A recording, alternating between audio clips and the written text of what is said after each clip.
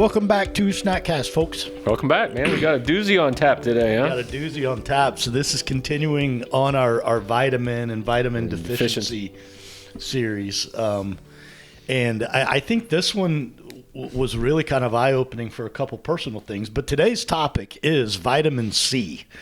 And Kevin kind of was zipped up about it a little bit. And I'm like thinking to myself, it's vitamin C, man. It's like whoop-de-doo. But I dove in and started reading. And it's a scary, cool, in a good way, vitamin that most of us are deficient in. Right. Yeah. It appears at the core that being deficient in vitamin C is common in lots of diseases. Especially elderly. Right. Some of the articles I read. And so historically speaking, right, what is vitamin C? You know, one of the earliest discoveries was actually scurvy. And scurvy was these guys were at sea for extended periods of time, and they had no access to fruits and vegetables, mainly fruits in this case. They would develop scurvy. And literally the scurvy killed more of them than the wars they were fighting in. Right? Right. And it was some scientist that figured out that if they ate citrus, the scurvy went away. Go figure. That was kind of like the first like real acknowledgement of what vitamin C might be. There was a historical continuation of how it got its name and its scientific name of like ascorbic or something like that, and blah, blah, blah, blah, blah. But we've gone on to learn like a lot more, or maybe not learn is a better way to. Yeah, it's like do. You know, really, it's so it's not just in the preventative nature. When you really dive into vitamin C, you start to see the curative nature of the properties. So, and what we're talking about here is specifically high dose vitamin C. Right? Correct. We're not talking about taking 300 to 500 milligrams a day. There was a doctor in 1943 to 1947, Dr. Klenner, and there's documentation left and right on this, that he cured 41 cases of viral pneumonia with just high-dose vitamin C. He took that information and then later said, oh, wow, this is curing this. I wonder what else it cures. And 1949, when polio was absolutely rampant, he gave 60 patients high-dose vitamin C, and all 60 were cured. Cured. And he used the word cured.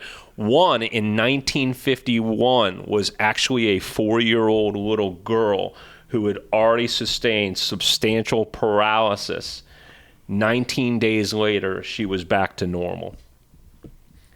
So he talks about the curative properties of vitamin C in hundreds, if not thousands, of infectious diseases, right? Some of them just in the very beginning.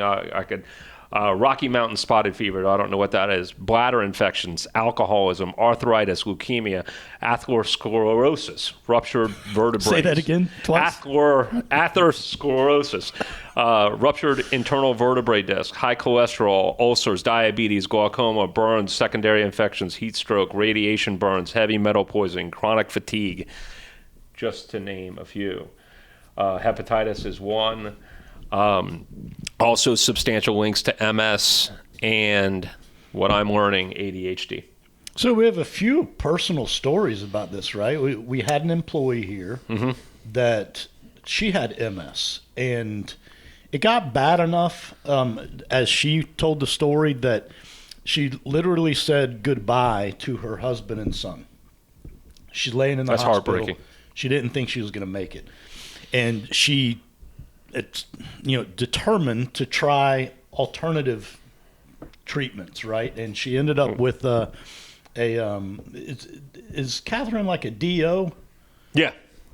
So she actually had a degree in pharmacology. She's not a DO. She's a local lady that does some alternative treatments, and our employee ended up going to see her. Doing the Myers cocktail, high dose vitamin C. Right. And MS was on the mend. And she's now like a fully functioning, she's very cautious about what she eats, but fully functioning healthy adult. Yeah, she's done a lot of dietary restrictions on top of, but yeah, to your point. All through natural, and a large part of that natural treatment was the vitamin C IVs. So one of his quotes, when proper amounts are used, it will destroy all virus organisms, right? He said, don't expect to control a virus with 100 to 400 milligrams of vitamin C, right? He would give it IV in between 25 and 50,000 milligrams for an adult. So when we talk about like, oh, I took 1,000 milligrams of vitamin C, he went on to basically say that any vitamin C is better than none. And obviously taking that level of vitamin C is probably like on as a vitamin would be horrific for your stomach, right? So that's why you have to do it, vitamin C in an IV form. But yeah, he said he could stop measles or dry up chickenpox. I mean, crazy. Pretty bold statements. Very, very bold statements. So why do you know also, this? the other story, okay. Well, I had a very good friend of mine who... well, that's not where I was going with it, but go ahead. So I saw it personally firsthand, right? A really good friend of mine had cancer, kidney cancer, and unfortunately he recently passed, but this isn't the reason for that. He didn't get started on vitamin C therapy until it was really extremely late in the game. But I saw it firsthand because he couldn't stop coughing. He couldn't stop doing anything. He took one treatment of vitamin C, and the next day he was acting like he didn't have cancer at all. I mean, it was the coughing was gone, the spitting up of the blood was gone. It was all eliminated with one treatment. Now, again, I think it was just so late in the game when he even started it. So unfortunately, it was just didn't work for him. But it was just he had two treatments and then unfortunately he passed. But yeah, I got to see that firsthand. Just the symptoms. I mean, cancer and vitamin C. If you know somebody, if you have a friend or you have a loved one that has cancer, do your homework, do your research, go Google this. This is absolutely game changing. So that brings me the one of the articles I stumbled upon. It's the one I brought notes for. The title was Intravenous High-Dose Vitamin C in Cancer Therapy, written by two individuals, Lewis Cantley and I'm not going to pronounce. How do you pronounce that? I don't know. Ji-Hyun. Ji-Hyun? Yeah, something like that. But I just grabbed a couple little snippets. You can look it up. It's actually on cancer.gov. But he said virtually all studies have showed improved quality of life for cancer patients by minimizing pain and protecting normal tissues from toxicity caused by chemotherapy.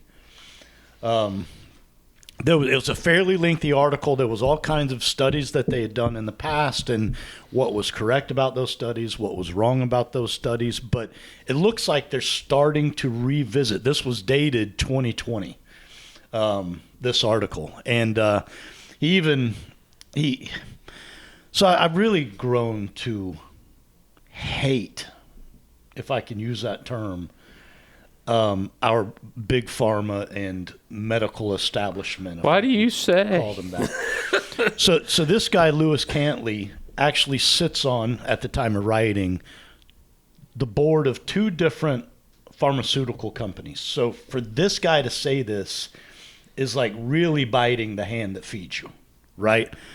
But he said he talks about one of the problems that vitamin C is facing in regards to cancer treatment is that vitamin C is not patentable. Therefore, there is no financial incentive for pharmaceutical companies to support vitamin C clinical trials. It makes my blood boil that there could be a therapeutic, even a potential cure, to use Klenner's, Klenner's words, and we ignore it. Completely ignore it. I think you mentioned reading somewhere else that they not only ignore it, but they actively suppress. Yeah,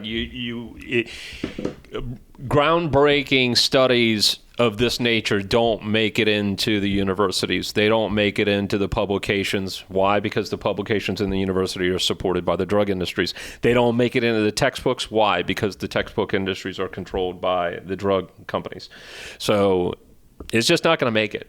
And you really should. This is a very humbling that, unfortunately, you're on your own in the medicine world, and you better figure that out pretty quick.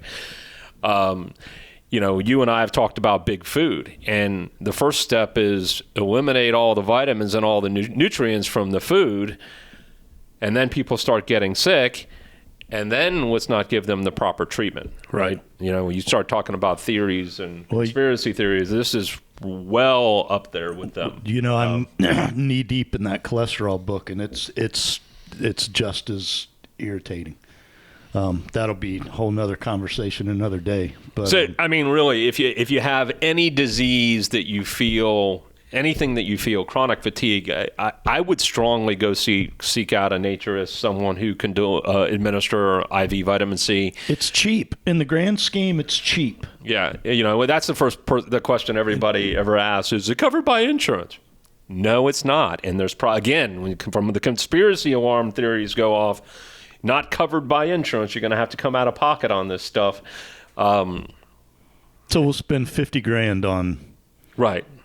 Well, again, pharmaceutical options doesn't serve and not the purpose, right? $100 on natural ones. Yeah, but that's typically the range. You're going to look at, $75, $125 in vitamin C for an hour treatment, per week. But you may live. Yeah.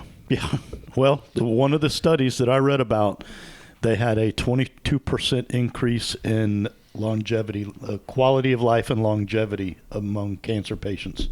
Well, I saw firsthand the quality of life. Yeah. I'm 1 for 1 on that. And his chemo was horrific. So did we cover everything we want to cover on vitamin C, or we want to do a part D? I think we'll play it by ear. I think that there's more to come. So I barely got to scratch the surface, and I'm intrigued. The B vitamins are just as interesting, and the D vitamins, and there's a ton of them, right? And I think that this is going to be an amazing series. I'm really looking forward to it. I hate you, Big Pharma. But we'd have nothing to talk about. Yeah, right? And they do give us plenty of material. So, right. Questions, comments, concerns, hit us at snackcast@yes.fit. Stay moving. See ya.